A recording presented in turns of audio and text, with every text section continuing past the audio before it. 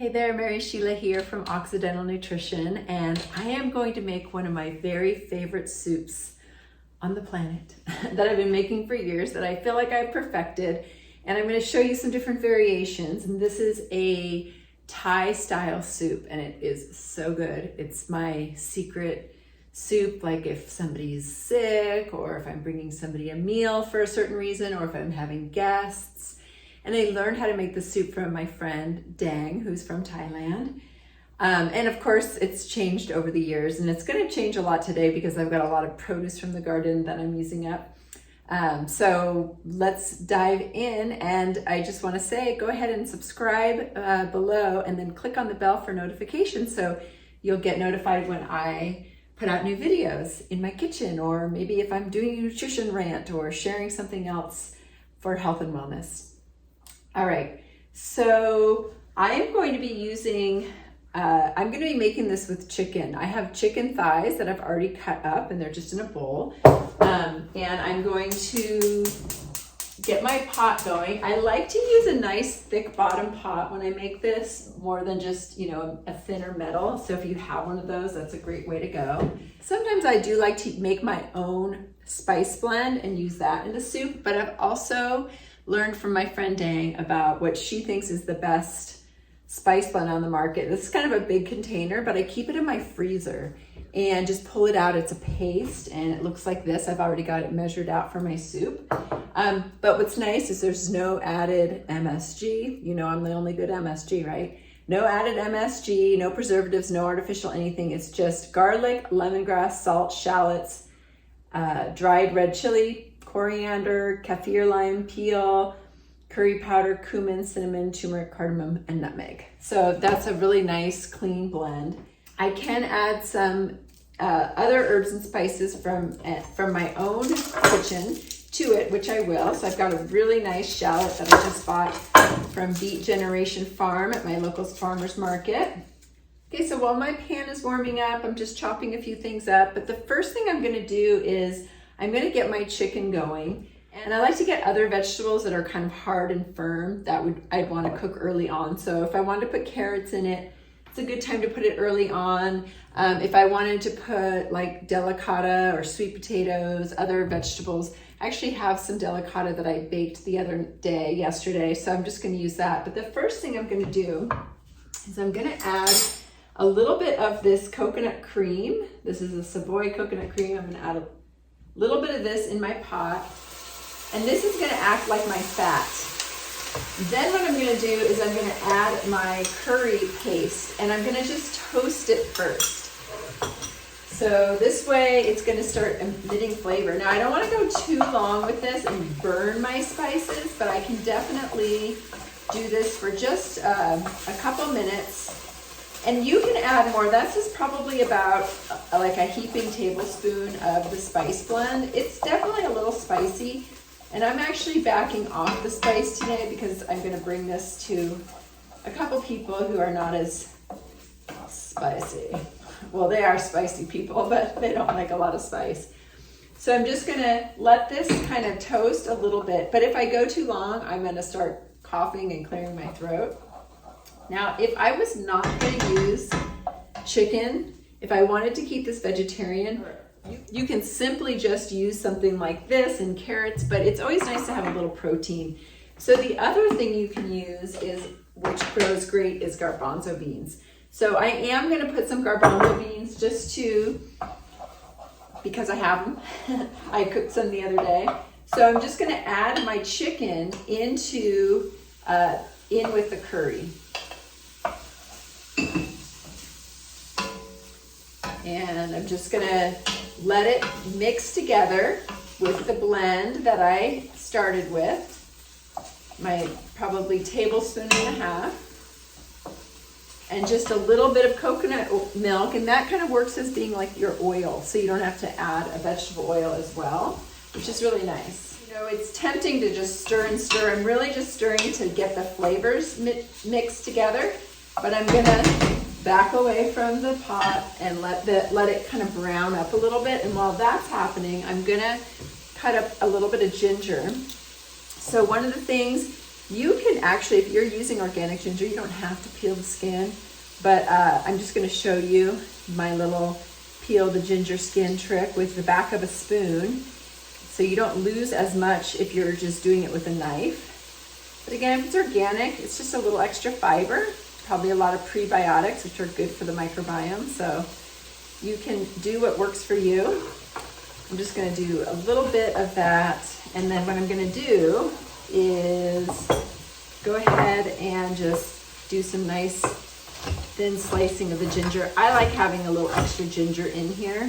It just makes a really nice warming flavor. We know that ginger is very anti-inflammatory. It's also really good for nausea. So if you have nausea, you can always make some ginger tea, chew on a little piece of ginger, even a little piece of ginger candy. Sometimes that really helps. And what it does, the reason why ginger helps is the first part of stomach digestion is you kind of have to create mucus, which protects the stomach lining from all of the stomach acid. So a little bit of ginger just helps to start create that mucus, which can sometimes calm nausea down, especially even nausea with pregnancy. Okay, so I can stir these guys now. And then what I'm gonna do is add my scallions now, why not? And my ginger, just to add a little bit more to the party. Normally I would also add fresh kaffir leaves, but I'm sorry to say that my keeper lime tree bit the dust, so I'm gonna have to plant another one.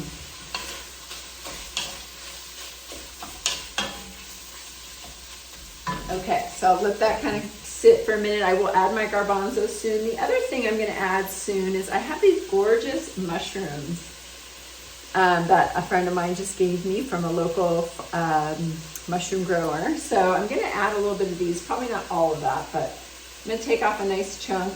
I've got another little chunk, and I'll just add that in there.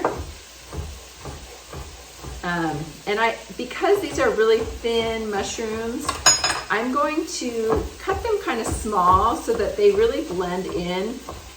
And part of that too is sometimes with mushrooms,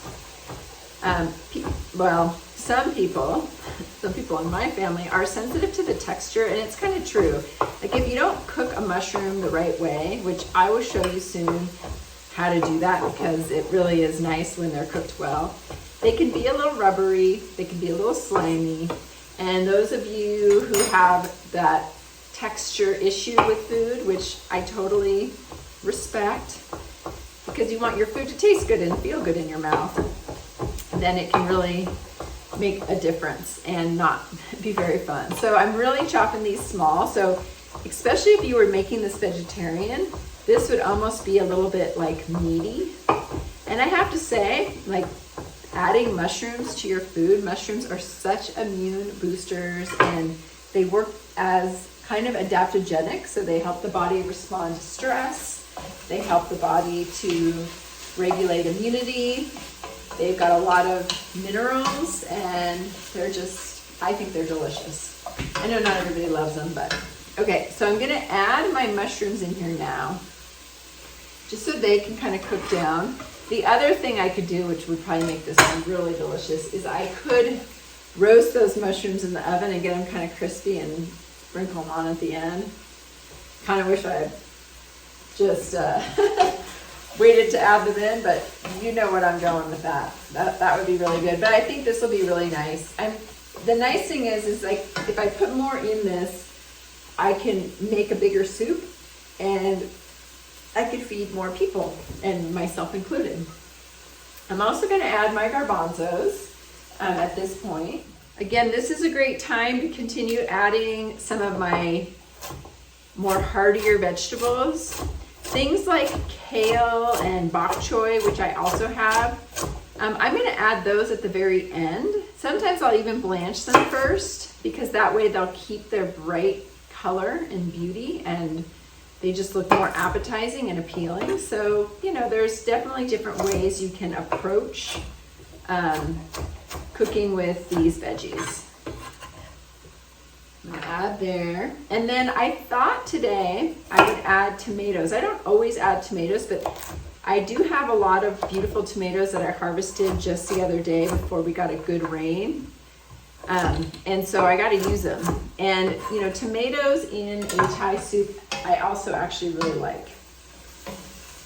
Okay, so I still have not added my, the rest of the coconut milk, but I will. I'm just getting a little happy party going on in my bowl right now. So this year I grew these beauties. I don't really know what they are called, but aren't those gorgeous? They're like these almost Roma-ish and firm inside like a Roma, so I think they really work well in this dish. So I'm just going to give them a little bit of cutting. They'll break down pretty nicely.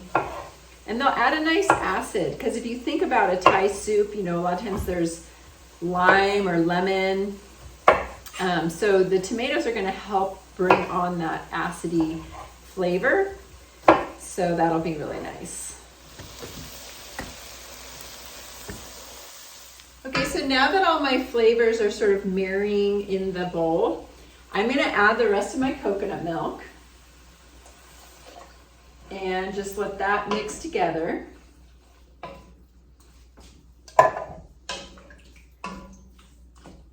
And there's variations with this dish. At this point, I could let this continue to cook, and then once the chicken is done and everything's cooked, I can add my other vegetables like my zucchini and my bok choy and my kale and call it done. And this will make like a thicker curry sauce, similar to what you would get at a restaurant when you got a, you know, yellow curry or whatever kind of curry you get. And the other option would be to add broth to this, and that will make it more into a soup. And that's actually what I'm going to be doing today. But don't get me wrong, I love just having the chicken curry, or, you know, the curry dish. It's absolutely delicious, and you can put it over rice, you can put it over cauliflower rice, you can put it over, you know, noodles, you can put it, you know, on top of your delicata and almost make it like a little delicata boat if maybe you didn't cut this already. Delicious. And then throw some, it'll have all the vegetables in there. Again, I'm cooking for a few people and I'm on a mission to make soup today, so that's what I'm going to do. So I'm going to let this marry, and then what I have over here on the stove too is my chicken broth, and I've actually already warmed it up. So one of the things I try not to do is I try not to take my cold broth out of the fridge and just pour it into a hot soup, because there's already so much going on, and all of a sudden you're just putting out that fire and it's got to warm back up, and already there's all this interactions going, which actually is kind of what I always recommend when you're eating food, not to drink a whole bunch of water when you're eating food, because you're going to put out your digestive fire. Just like, you know, the same thing. You're all of a sudden, your soup's not going to be ready. It's got to heat back up. And the same thing happens in the stomach is you put out your digestive fire, you dilute your digestive enzymes and your acids, and everything has to warm back up, and who knows if it's going to. So you might as well not put out your fire on the stove and not put out your fire with lots of liquid at a meal. And you know what, why I really was doing this video is because I had to show you this. Not really, but isn't that the cutest little bunch of zucchini you've ever seen? This was in my garden too, and isn't that so cute? So I'm gonna use one of these. I'm gonna break them apart. Sorry guys, breaking you apart, but I'm just gonna use my zucchini to get that ready for my soup. So what I like to do is just then prep the other veggies that are going to be going into my soup, but they're going to go a little later on because they don't need as much cooking time. And meanwhile, I've got a nice boil here, and what I'm going to do is I'm going to add my broth. So I've got my broth, it's all warmed up. It's not going to shock my soup, my curry. It's just going to blend right in. It's hardly going to know that it's even there. And I've got my veggies starting to go in. I'm also going to add a little bit of my delicata. I actually grew a bunch of these this year, and these are my absolute favorite. I love these. I love having them on hand. To me, like when people are trying to do less bread, even less carbs, or refined carbs, this is such a great alternative. Like I could put my protein in here and maybe with a couple of them and like take this to go. Like I could make a chicken salad or egg salad or tuna salad, put it in here like a little meal, you know, or maybe hummus and veggies, I don't know, whatever you like, and just make it like a little meal. If I want a sweet treat, I can warm it up and maybe put like a little butter and cinnamon. I mean, it's very versatile. So I was gonna put a little of this into my soup as well, but because I have it cooked, it's gonna go in later on with my other veggies. And you know, if I need to add more salt, if I need to add more curry, I mean, usually I don't add it later on, but I can. Sometimes I even add a little tamari sauce. Oh my God, it's really good. So just to show you what else I'm gonna add to my soup, I've got this beautiful bok choy. And oftentimes what I do with the bok choy, which I didn't quite do today, is I'll just take the stems off. And then what I do is I cut the stems, and then I keep these separate. And so I'll probably put the stems in a little bit earlier. I do need to rinse these because I could see some dirt in there. So I'll put the stems in earlier, and then I'll put the greens in at the very end because they're very tender. And the same thing with my kale. I just picked some nice kale. Is I'll just come through and strip the kale leaves from the stems, and then I will just, that's probably good. I don't want to completely overwhelm the soup with kale because there's so much in there. And then I just bunch them all together into a little pile and just kind of try to cut it as thin as I can because I'm always thinking about the mouthfeel. You know, I don't want somebody to have like this massive chunk of kale. They don't even know how they're going to get it from their spoon to their mouth, right? Okay, and then I'll usually come in and just chop it the opposite direction because they sometimes can be kind of long. And that is a very nice amount of kale, especially because I have the bok choy. Probably use one more of these cute little fellas. Of course, I planted way too much zucchini, but you know, it's the end of the season. I was just watching another YouTube and a girl was talking about how because I made a zucchini fritter recipe video recently, so you could check that out. She was talking about how she really despised zucchini. And, you know, I get it. I mean, I kind of like it. I think there's an art. I like to barbecue it, like cut it thin slice, like long and thin, not too thin, and then you can grill it. To me, that's really yummy. I love the zucchini fritters. I like to make zucchini noodles. I have a video of that as well. So, you know, you can hate zucchini or you can get really creative with it. My soup has been cooking for a little bit, and so I'm just going to add my bok choy, the stems. They can go in first, along with my zucchini and winter squash, my delicata. And once those are in there, it'll just simmer for a little bit more. And then I can add my bok choy leaves. These are kind of small, but I'm just going to give them a couple little slices. And my kale leaves. Booyah. And now once these are added, it's pretty close to being done, right? I don't need my kale to cook for that long, or my bok choy. It's just really the zucchini. Everything else was kind of cooked. Cilantro, and I'm just going to take my cilantro and give it that little haircut. And so I've got my cilantro. There's a couple stems in there, but nothing I'm really worried about because cilantro stems are pretty mild tasting. They're not bitter. And I'm just going to chop my cilantro. And I don't also need to chop it too much. Chopping it too much could start to change the color. I'm going to add a little bit of green onion. And I'll just show you one of them. Usually what I do, look how long this one is. It's a little long and limp, but that's okay. I'm gonna just throw that to the side. What I like to do, I like to use the whole thing. And I have been adding these to my garden, the little stems, and watching them grow back. So what I'm gonna do just to save myself from cutting is to make them into little sections. And then I'm just gonna come through and chop away. Perfect. So I've got cilantro and green onion. I'm just gonna go ahead and grab a little bit of this soup. OMG, delicious. And if this was like a starter course, this is the perfect little bowl. Then I'm gonna add a little pinch of cilantro and the green onion. And I'm gonna get a little piece of lime. And then I would put this maybe next to the bowl, and then somebody could just go ahead and layer it in there like that. And then I'm gonna taste it. And it's just so colorful and beautiful. Let's see.